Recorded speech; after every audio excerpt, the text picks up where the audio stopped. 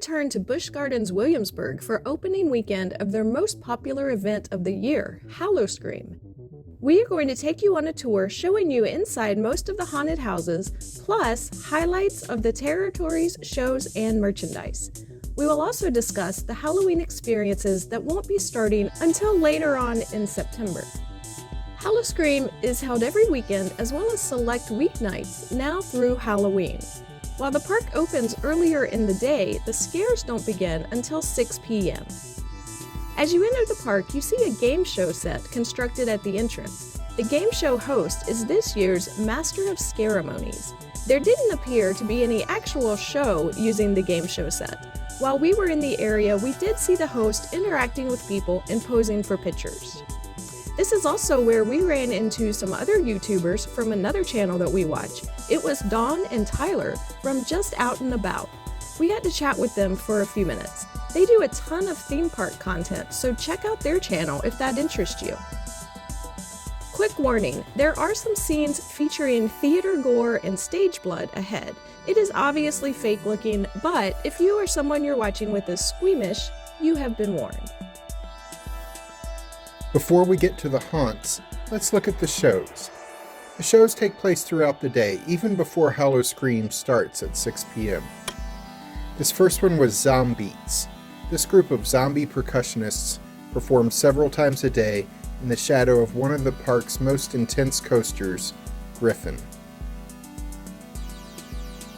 The next show takes place in Festhaus, the German food hall.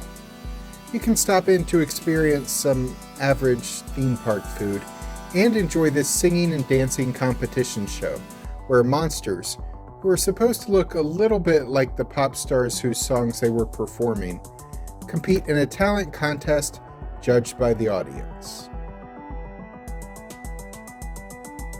While we are nearby though, let's talk about this building. In recent years it's been used for haunted houses at Howl-O-Scream, but it previously housed a fun dark ride / motion simulator called Dark Castle.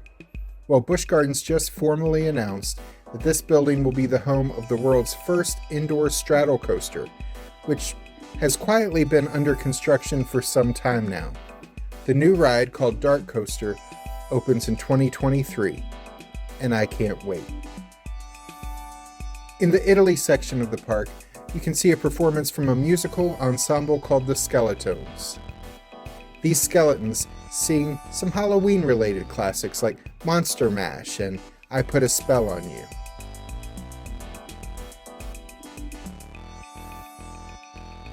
We ended our night here with a fun show called Jack is Back. Howl-O-Scream icon Jack returns to the Ireland section of the park, which is decked out in pumpkins for his expected arrival. Jack shows up and pronounces a curse upon the crowd, dooming us to, well, dance forever.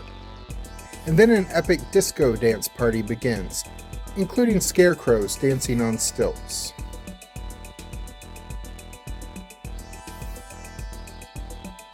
The best of all the shows is the returning Monster Stomp on Ripper Row, a musical featuring singing, dancing, and percussionists that does not open for the year until September 29th. This footage is from last year's show. It's a musical about Jack the Ripper held in the theater in the England section of the park. The signs mention that the show includes explicit content and may not be appropriate for children. And we tend to agree. But it really is a well-done musical. Next, we are going to look at the Terror-tories. These are the outside scare zones that have been designed to scare you as you walk through the park. This was my favorite, Scary Tale Road.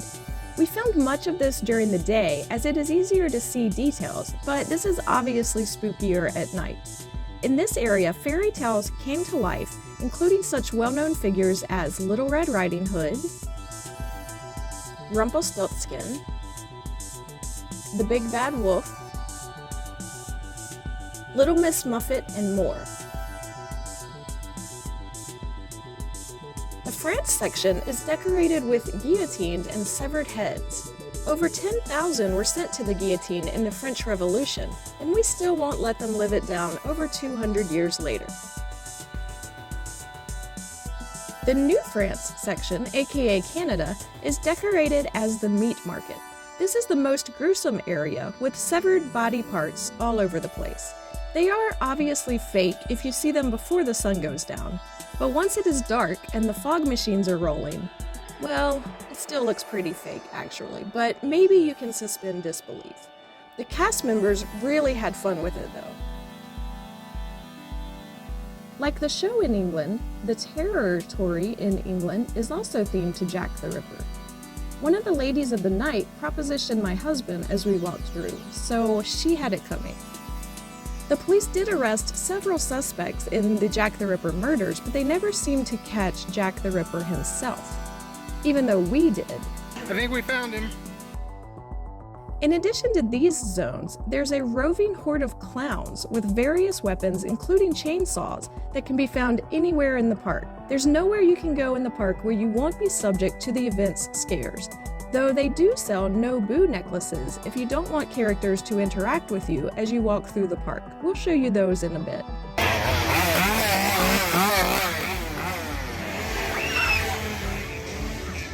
But first, the haunted houses. There are 5 of them this year. First up is Nevermore, Part 2, which is inspired by the writings of Edgar Allan Poe. This is a sequel to last year's house, Nevermore. We're not showing you full tours of the houses, we're just hitting some of the highlights to give you an idea what it's like. We will leave some surprises for you to enjoy. I'm not sure there's much of a story to this house. It appears to be just a series of scary scenes and jump scares, some of which is based on Poe's writing. This is Alice's favorite, mainly because she's a fan of Edgar Allan Poe.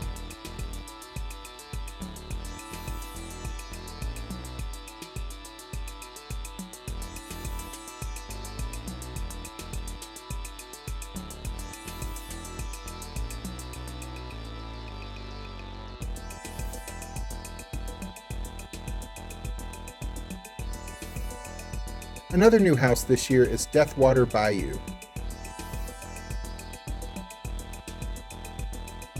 Busch Gardens' website warns us to beware of the bayou so we don't fall victim to the horrors cast by the swamp's sinister citizens. Along the way, there's some voodoo, a morgue, and a lot of those previously mentioned sinister swamp people that the website warned us about.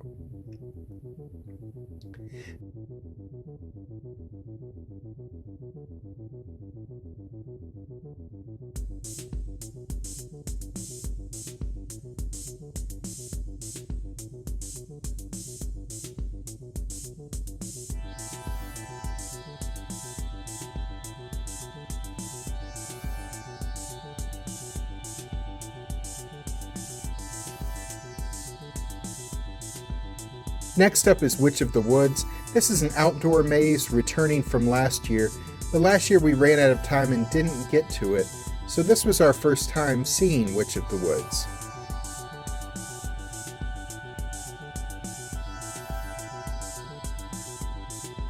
The backstory here is that legend tells of the old Witch of the Woods, who descended upon the ancient village and wreaked havoc.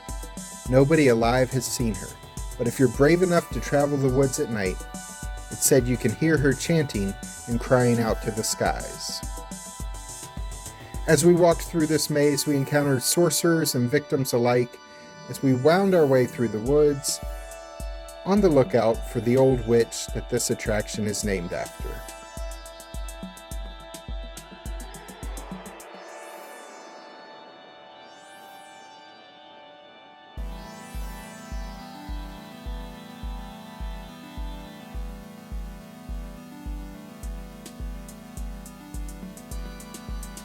Also returning from last year is Killarney Diner. This is actually footage from last year. It's the same exact house this year with the same set pieces. The main difference is the actors aren't wearing COVID masks this year.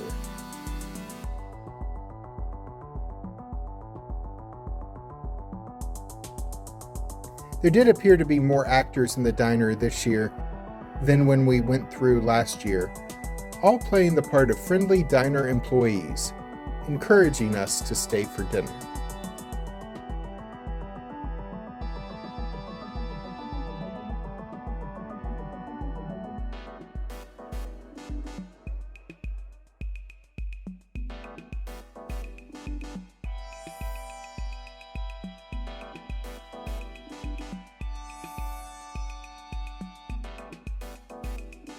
The one house we didn't check out this year was Inferno.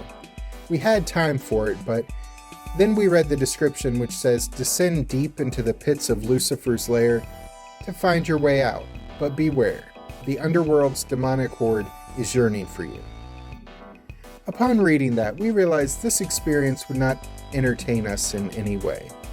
Your mileage may vary, but we skipped it. They probably didn't miss us though. The line to get into hell was long. So it goes. The family-friendly Halloween event, known as the Count's Spooktacular, takes place in the Sesame Street Forest of Fun section of the park, but it doesn't start until September 24th, and it runs Saturdays and Sundays until Halloween. There will be trick-or-treating, a Halloween-themed stage show, meet and greets with Sesame characters dressed in their Halloween costumes, a hay maze, and some dance parties. We checked this out last year, and this was a really fun event for young kids. But the kids area closes before Howl-O-Scream starts at 6. There will also be announcements, so you can remove your young ones from the parks before the scares begin.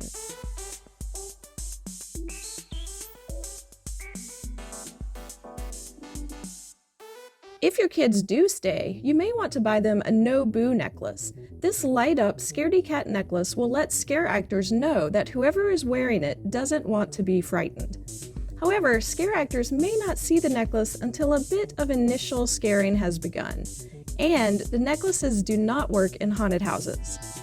Obviously, if you or a family member don't want to be scared, you should stay out of the haunted houses where they aren't able to see your No Boo necklace until they've already jumped out at you.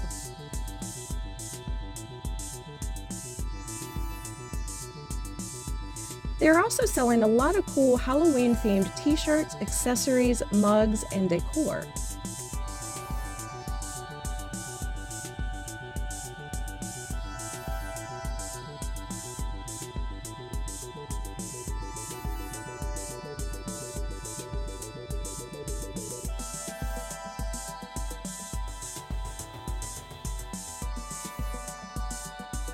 We didn't see much in the way of special food being offered for the event. They have a number of Halloween-themed treats in the candy shop.